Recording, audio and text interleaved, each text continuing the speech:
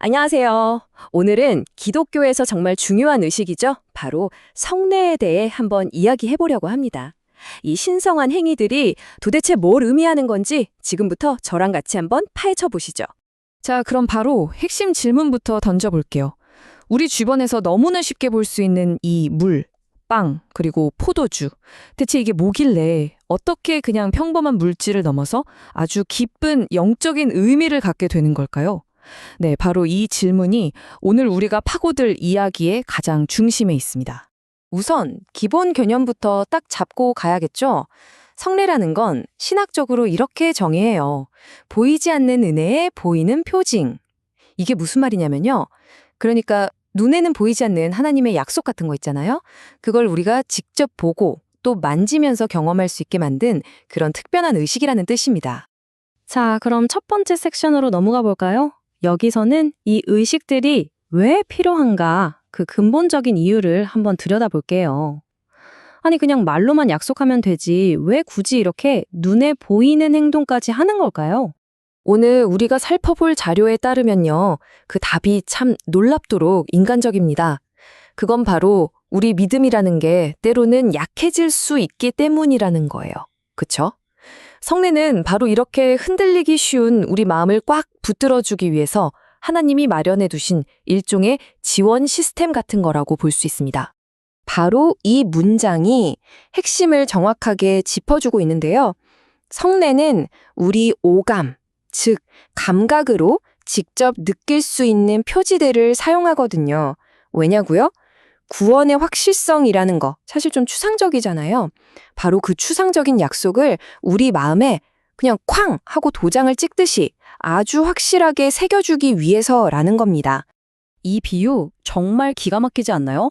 성례를 보이는 복음 또는 보이는 말씀이라고 부르는 이유가 바로 이거예요. 우리가 그냥 귀로만 듣는 말씀이 아니라 직접 눈으로 보고 몸으로 체험하는 이 행동을 통해서 하나님의 약속을 전달하는 거죠. 정말 강력한 소통 방식이라고 할 수 있겠습니다. 자, 그럼 이제 좀 더 구체적인 예시로 들어가 볼게요. 이 보이는 말씀이라는 게 실제로 어떻게 작동하는지 그 첫 번째 표징인 세례를 통해서 한번 알아보겠습니다. 세례는 그냥 물을 좀 사용하는 의식 그 이상이에요. 여기에는 아주 깊은 네 가지 의미가 층층이 쌓여 있습니다. 첫째는 사람들 앞에서 나 예수님 믿습니다 하고 공개적으로 고백하는 거고요. 둘째는 물로 씻는 행위를 통해 내 죄가 깨끗하게 씻겨 나갔다는 정결을 상징하는 거죠. 그리고 셋째, 이걸 통해서 이제 하나님의 언약 공동체, 그 가족의 일원이 되는 거고요. 마지막으로 교회라는 믿음의 공동체에 공식적으로 합류하게 되는 겁니다. 이 네 가지가 다 들어있는 거예요. 그러니까 이걸 한마디로 딱 정리하면 세례는 한 개인이 이제 저도 여러분과 한 가족입니다 하고 믿음의 공동체, 바로 교회에 공식적으로 받아들여지는 정말 중요한 순간인 거예요. 내 개인적인 믿음 고백이 공동체의 인정을 받으면서 공식화되는 거죠. 자, 그럼 이제 두 번째 표징으로 넘어가 볼까요?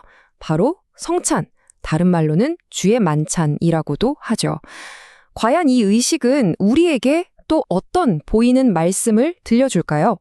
주의 만찬의 가장 큰 핵심은 바로 기억하는 겁니다. 뭘 기억하냐고요? 빵과 포도주를 보면서 그리스도의 죽음을 기념하는 거죠. 여기서 빵은 그분의 찢기신 몸을, 그리고 포도주는 그분이 흘리신 피를 상징해요. 그리고 이 의식에 참여하면서 믿는 사람과 그리스도의 그 영적인 관계, 그 연합이 더욱 단단해진다고 보는 겁니다. 바로 이 말씀 때문에 그렇죠. 이것은 내 몸이다. 성찬의 가장 근본이 되는 이 구절이 동시에 수많은 신학적 논쟁의 출발점이 되기도 했습니다. 도대체 이 말을 어떻게 받아들여야 하는 걸까요? 이 말씀을 두고 정말 오랫동안 논쟁이 있었어요. 크게 두 가지 관점이 있는데요. 첫 번째는 이 빵과 포도주가 말 그대로 정말로 예수님의 몸과 피로 물질 자체가 변하는 화채설이고요. 반면에 오늘 저희가 보는 자료가 제시하는 두 번째 관점은 좀 다릅니다. 빵과 포도주가 물리적으로 변하는 건 아니라는 거예요. 대신에 이것들이 그리스도의 몸과 피라는 그 영적인 실제를 가리키는 아주 강력한 상징이 된다는 거죠. 즉, 믿음으로 이 상징을 받을 때 그 영적인 실제에 참여하게 된다는 겁니다. 바로 이 특별한 관계를 성례적 연합이라고 불러요. 자, 이제 거의 다 왔습니다. 마지막 섹션인데요. 그럼 이 모든 걸 종합해 볼 때 성례가 가진 힘은 도대체 어디서 나오는 걸까요?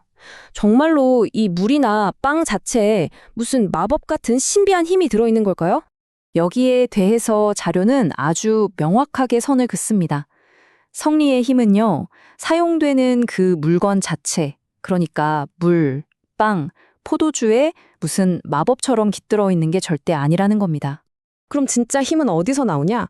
바로 그 물질들이 상징하고 있는 하나님의 약속, 바로 거기에 힘의 원천이 있다는 거예요. 그리고 그 약속의 힘은 그냥 가만히 있는 게 아니라 참여하는 사람의 믿음과 성령의 역사를 통해서 비로소 활성화가 된다는 거죠. 그러니까 의식만 덜렁 행하는 걸로는 부족하고 그걸 받아들이는 나의 믿음이 반드시 함께 해야 한다는 점을 아주 강하게 이야기하고 있습니다. 자, 오늘 이야기를 마무리하면서 마지막으로 이 질문을 한번 던져보고 싶습니다. 만약 성례가 정말로 보이는 말씀이라면 이 모든 복잡한 상징들을 통해서 우리에게 궁극적으로 전달하고 싶었던 메시지는 과연 무엇이었을까요? 아마도 그건 눈에 보이지도 않고 손에 잡히지도 않는 그 약속을 어떻게든 우리 오감으로 느끼게 해서 괜찮아, 확실해 라고 확신을 주려는 어쩌면 그 간절한 소통의 마음 그 자체가 아니었을까 생각해 봅니다.